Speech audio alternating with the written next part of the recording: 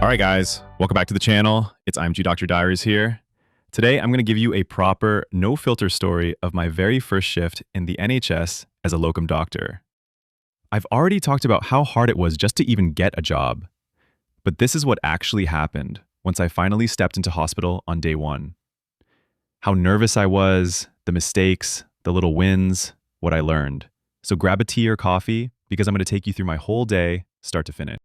This all started on a Sunday, around 4 p.m., when I got an email from the locum agency, basically saying, "Can you cover a shift tomorrow?" And of course, I jumped at it. If you've seen my other videos, you'll know I applied to over 130 jobs, got rejected left, right, and center, so there was no way I was going to say no. Didn't even ask for many details, just accepted it straight away. That night, I was honestly bricking it. I laid out my smart clothes, packed my stethoscope, checked how far the hospital was. Then I spent hours watching YouTube videos about people's first days in the NHS, just trying to calm myself down. And that's even though as part of my degree, we actually had to do a full one-year internship, so I wasn't exactly completely fresh. But still, this was my first ever NHS shift. Completely new system, different country, totally different expectations. I was supposed to start at 9 a.m., but I was so nervous, I ended up getting there a full hour early. I went to AMU, picked up my locum pack, got all my generic logins, which later turned out to be a bit of a headache because I couldn't access things like the cardiology software or echoes. Then the registrar came over, introduced himself, really nice person. Turns out he was also the rota coordinator, and actually the main reason I ended up getting a proper contract with that trust down the line. I was completely honest with him. I said, "Look, this is my first time ever working in the NHS. I came early so I could get set up and maybe learn the system quickly." And he was totally fine with it. Spent about 30 minutes showing me everything. How to order bloods, how to make referrals, what software did what.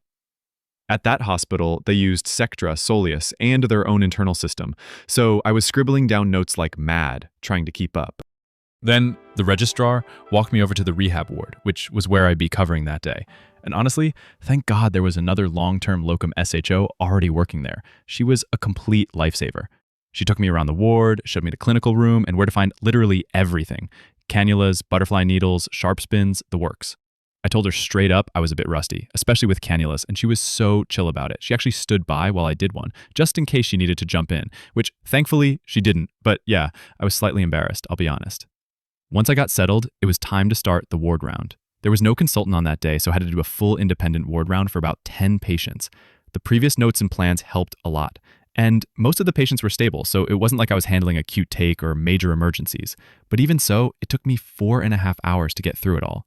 Now, that same ward round would take me maybe 2 hours max. But back then, I was double-checking everything, documenting slowly, and being extra cautious, as you do on your first day. I'd taken my bloods during the ward round. I was actually all right with taking bloods. That skill stuck with me from med school.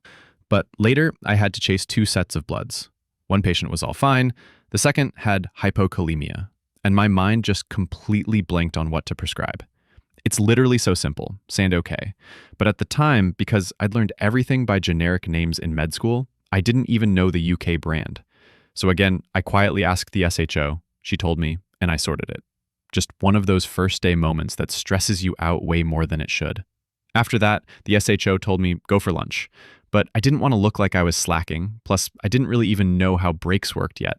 So I only took about 10 minutes, then went straight back. After lunch, I just sat at the computer, trying to properly figure out the system. How to look up old clinic letters, discharge summaries, imaging, basically anything I hadn't needed yet. Around 2 p.m., the registrar actually came back to the ward and looked over a couple of my notes. And he seemed pretty impressed. I think partly because I'm from the UK, even though I'm an IMG, so I already knew how to structure notes and what sort of things needed documenting. But honestly, don't worry if you're an IMG not from the UK. Nearly all IMGs have excellent English because we all have to do IELTS or OET anyway. And if you're curious about that, check out my video comparing IELTS versus OET for IMGs. That's when we had a little scare. The HCA pressed the emergency buzzer because a patient was in a really deep sleep. My heart dropped. I ran over, but luckily, by the time I got there, the patient started waking up. So it wasn't actually a crash call. The HCA was just genuinely worried, which is fair enough. But that was my first proper heart and mouth moment in the NHS. Right after that emergency scare, a nurse asked me to order a chest x-ray for an NG tube placement. And I completely blanked. Was it Sectra, Soleus? The internal system, I spent a good 20 minutes just clicking around everything before I finally figured it out. That's the thing. On your first day, it's not usually the medical stuff that's difficult. It's figuring out what button to press, which tab to open, what app to use, and that adds a different kind of stress. Handover at the end was actually pretty chill. On this ward, you just wrote your notes in a handover book so the Twilight doctor could review it later on. Luckily, I didn't have any unstable patients, so I didn't have much to escalate.